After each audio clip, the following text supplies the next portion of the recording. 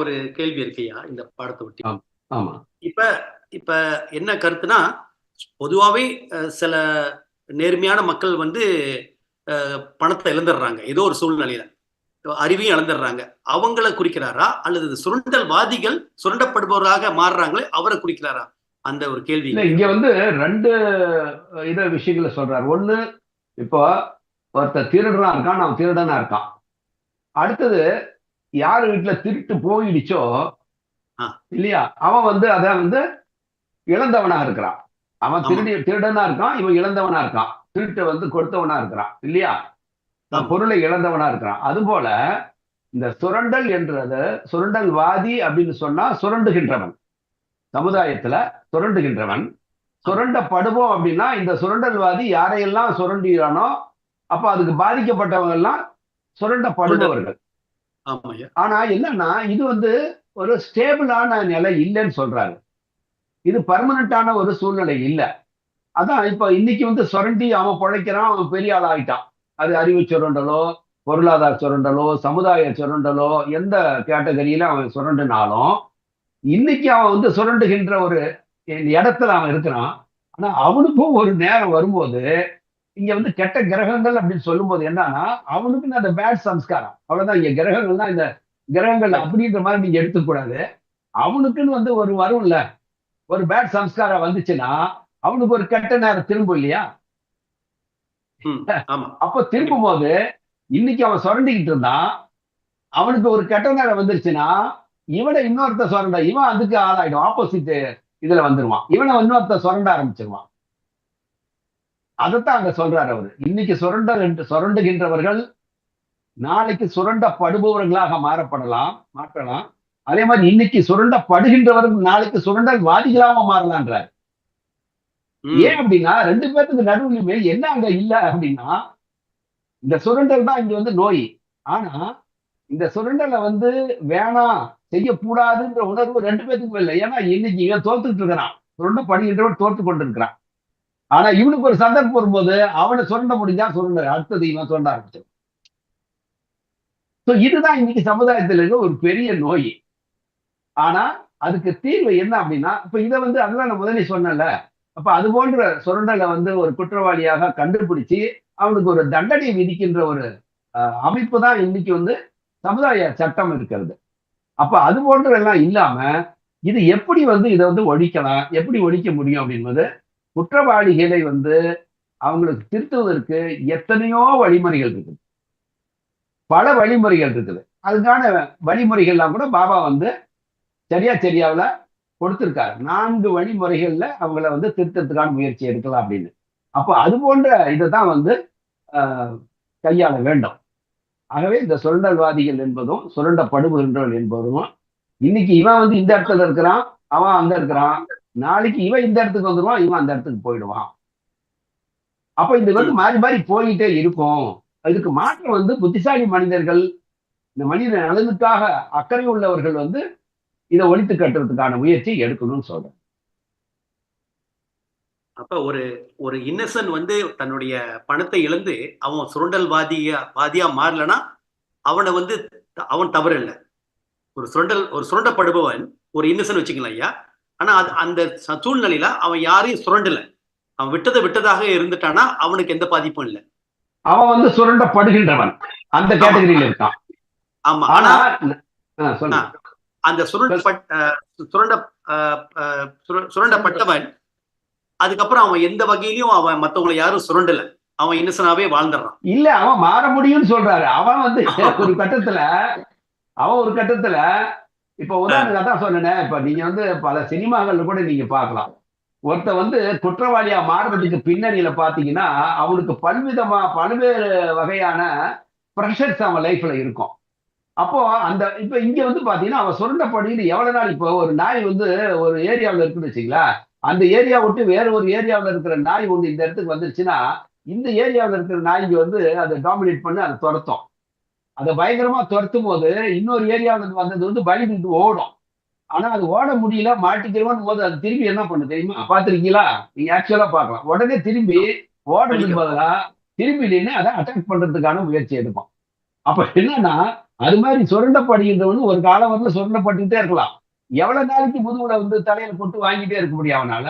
அப்போ நாமளும் இது போன்ற இடத்த நம்ம நல்லவனா இருந்தாலும் பிரயோஜனம் இல்லைன்னா, நாமளும் இது போன்ற எடுத்தா தான் நம்மளும் வந்து இதை பொழைக்க முடியும் அப்படின்ற அப்படியே ரிவர்ஸ்ல கூட போக முடியுன்றாரு. ஆனா இதுதான் அவர் சொல்ல வர்றாரு. இது நடந்துரும்ன்றார் சமுதாயத்துல. அப்போ அதனால வந்து இவன் வந்து இன்னைக்கு ஒழுக்கம் இல்ல, அவன் ஒழுக்கமா இருக்கான். நாளைக்கு அவன் ஒழுக்கம் இல்லாதவனால இவன் ஒழுக்கம் மாறிடுவான்றாரு சமுதாயத்துல. அப்போ இது வந்து மாறி மாறிட்டு இருக்கும். அதே மாதிரி மறுபடியும் திரும்பவும் கூட அவன் மறுபடியும் அந்த சைக்கிள்ல வந்து மாறி மாறி பண்ணிட்டே இருக்க முடியும். இது ஏன் பேலன்ஸ்ல ஒரு ஸ்டெபனா ஒரு இதா வந்து அவங்களால இருக்க முடியாது அப்படின்னா, அவங்களுக்கு இடையில என்ன இல்ல? மாறல். இந்த மொராலிட்டி, ஆன்மீக தர்மம் அங்க அவங்களுக்கு இடையில இல்ல மனிதர்களுக்கு. இந்த ஆன்மீக அறம், இந்த spiritual morality, not ordinary morality. இப்போ மொராலிட்டின்ற பேர்ல நிறைய பேர் இருக்கிறாங்க.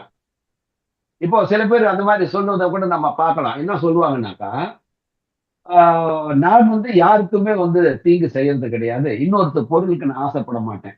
உண்மையிலேயே அப்படி வாழ்வாங்க. இன்னொருத்த பொருளுக்கு ஆசைப்படவும் மாட்டாங்க. அதே சமயத்துல நான் இன்னொருத்த கொடுக்கணுன்ற அவசியமும் கிடையாது. நான் இன்னொருத்த பொருள் ஆனா தொட மாட்டேன். ஏன்னா கொடுக்கிற சக்தி எனக்கு இல்ல. நான் ஒழுக்கமாவும் இருக்கிறேன். நான் வந்து பிரைபே வாங்குறது இல்ல. ஸோ என்னோட லைஃப்ல இது இருக்குது. ஸோ இந்த நேர்மை இது இருக்கும்போது நான் யாருக்கும் தீங்கு செய்யறது இல்ல. அப்படி இருக்கும்போது நான் வந்து நீங்க தியானம் பண்ணணும், அது பண்ணணும் அப்படின்ற அவசியம் இல்ல. ஏன்னா நான் வந்து நேர்மையானவனா இருக்கிறேன் அப்படின்னு பேசுறவங்களும் இருக்கிறாங்க. நான் எதுக்கா பயப்படணும், நான் எதுக்கா கடவுளை போகணும், கடவுளுக்கும் மனிதனுக்கும் என்ன உறவுன்னு கூட அந்த அவர்களுக்கு தெரியாது. புரியுதுங்களா? அப்போ ஆனா பாபா சொல்றாரு, இன்னைக்கு வந்து 1,00,000 ரூபாய்க்கு ஆசைப்படாதவன் 1,00,00,000 ரூபாய் காட்டினா விழுந்துருவான்றாரு. ஒரு கோடி இப்ப லஞ்சமே வாங்கலன்னு அவன் மார்த்தட்டி சொல்லிட்டு இருப்பான். நான் ரொம்ப வந்து ஒழுக்கவாதி, நான் வந்து பெண்களை வந்து ஏறெடுத்தும் பார்க்க மாட்டேன் அப்படின்லாம் கூட சொல்லுவான். ஆனா அவனுக்கு ஒரு சூழ்நிலை வந்துச்சுன்னா யாருக்கும் தெரியாத தப்பு செய்யலான்னு ஒரு துணிச்சல் வந்துடும். அதாவது சமுதாயத்துக்கு முன்னாடி நல்லவமா நடிப்பான். இப்படி ஒரு விஷயத்திலயுமே பாத்தீங்கன்னா, இந்த எல்லைக்கோட்டை ஒருத்தன் வந்து தனக்குன்னு ஒரு எல்லைக்கோட்டை வச்சிருக்கான் பாருங்க. அதை ஈஸியா தாண்டிட முடியும். அந்த எல்லைக்கோட்டை தாண்டுவதற்கான அந்த லூஸ் எதனால ஆகுது அப்படின்னா, அந்த பேஸ் அந்த பேஸ்மெண்ட் மொராலிட்டி அப்படின்ற பேஸ்மெண்ட் அவன்கிட்ட இல்ல. அதுவும் மொராலிட்டினா ஏதோ இப்ப வந்து ஒருத்தன் சொல்லிக்குவான். அதான் சொல்றேனே, இப்ப நான் வந்து பிரைபே வாங்குறது இல்லைங்க. என்னுடைய நீங்க டிபார்ட்மெண்ட் பாத்தீங்கன்னா, ஒருத்தர் தவறாம பிரைப் வாங்குற ஒரு இப்ப வந்து இதெல்லாம் அந்த சுங்க இலாக்காலாம் பாத்தீங்கன்னா, அங்க எல்லாம் வெளிநாட்டு பொருள்கள் வருது போறது அதெல்லாம் சர்வசாதாரணமா நடக்கும்.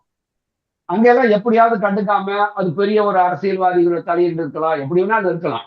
ஆனாலும் அங்க விட்டு கொடுத்து அவங்க போயிடுவாங்க. ஏதோ ஒரு காரணத்தை வச்சு. நீங்க பணமா வாங்கிட்டாதான் லஞ்சம் இல்ல. வேற ஏதோ ஒரு சலுகையை வந்து வாங்கிக்கிட்டாலும் அது ஒரு லஞ்சம் தான். ஆனா ஒரு ஸ்பிரிச்சுவல் மொராலிட்டி இருக்கிற மனிதர்கள்லாம் இருந்திருக்கிறாங்க. அப்ப அந்த ஸ்பிரிச்சுவல் மொராலிட்டி கரெக்டா இருந்ததுன்னா, நீங்க சில பேர் சொல்லுவாங்க, ஆர்குமெண்ட் கூட பண்ணுவாங்க. உதாரணமா இந்த மாதிரி நல்லவனா இருந்து நான் என்னத்தையா கண்டேன். இந்த மாதிரி எனக்கு வயசான காலமே வந்துடுச்சு.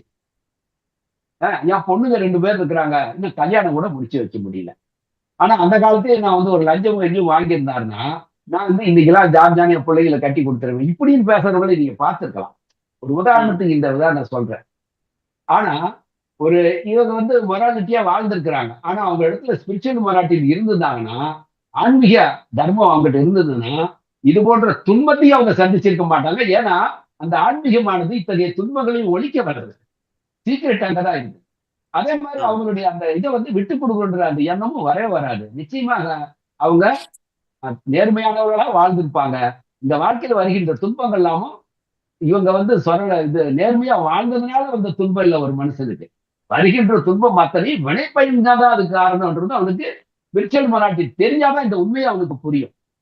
புரியுதுங்களா? இந்த கால்குலேஷன் வந்து யாருமே மனிதர்கள் பார்க்கறது இல்லை. ஸ்பிரிச்சுவல் மொராலிட்டி வெறும் வந்து ஒரு நேர்மையை மட்டும் சொல்வது அல்ல. ஆன்மீக நேர்மை அது. ஆன்மீகம் இல்லாத ஒரு மொராலிட்டி என்பது எந்த இடத்துல வேணாலும் அது சின்ன காத்துக்கு விழுவாத மரம் புயல் காத்துல சாய்ந்து. அப்ப அதுதான் அந்த ஆன்மீக தர்மம் இருக்கின்றவனுக்கு தர்மம் பின்னால் இருக்கும். ஆன்மீக பலம் அவனுக்கு பின்னால் இருக்கும்போது அவன் வாழ்க்கையில வரப்போகின்ற துன்பங்கள் எத்தனை துன்பம் வந்தாலும் சரி, அதுக்கு இதனாலதான் என் துன்பம் வந்துச்சு, அதனாலதான் துன்பப்பட்டேன், என் வாழ்நாள் ஃபுல்லா இப்படி போச்சு அப்படின்னு சொல்றதெல்லாம் இவன் வாழ்ந்த வாழ்க்கை முறையினால் அல்ல, இவன் செய்த வினைகளால் வந்தது. இந்த அடிப்படை உண்மையை மனிதர்கள் தெளிவாக மயக்கமின்றி புரிந்து கொள்ளாத வரையில இது ஒருத்தர் குற்றம் சொல்லிட்டா இருப்பாங்க. தர்மத்தையும் குற்றம் சொல்லுவாங்க, இறைவனையும் குற்றம் சொல்லுவாங்க. ஆனா உண்மையிலேயே அவர்கள் ஆன்மீக பாதைகளை செல்லுகின்ற ஆன்மீக தர்மத்தை பின்பற்றுபவர்களாக இருந்தால், ஆன்மீக பயிற்சியும் கூடவே பின்பற்றுகின்றார்கள் இருந்தால், அவங்க வாழ்க்கையில வரக்கூடிய மிக பெரும் துன்பங்கள் எல்லாம் கூட மழை போல் வருவதெல்லாம் பனி போல விலகி செல்வதையும் பார்ப்பார்கள். அவங்க வாழ்க்கை வெற்றி என்பது உறுதி. ஜதோ தர்மா ததோ இஷ்ட, ஜதோ இஷ்ட ததோ ஜெயா. இவ்வளவுதான் வாழ்க்கையில ஒருத்தர் வெற்றி அடைவதும், துன்பம் இல்லாமல் அந்த வாழ்க்கை எத்தனை வினைகளா இருந்தாலும் இந்த பிறப்புல பர்ஃபெக்டான மாறி தர்மத்தினுடைய அடிப்படையில் அவன் வாழ்க்கை முறை அமைத்துக் கொண்டால் வருகின்ற அத்தனை வினைகளையும் அவனால் வெல்ல முடியும். வாழ்க்கை என்பது வெற்றி என்பது தவிர வேற ஒண்ணுமே கிடையாது.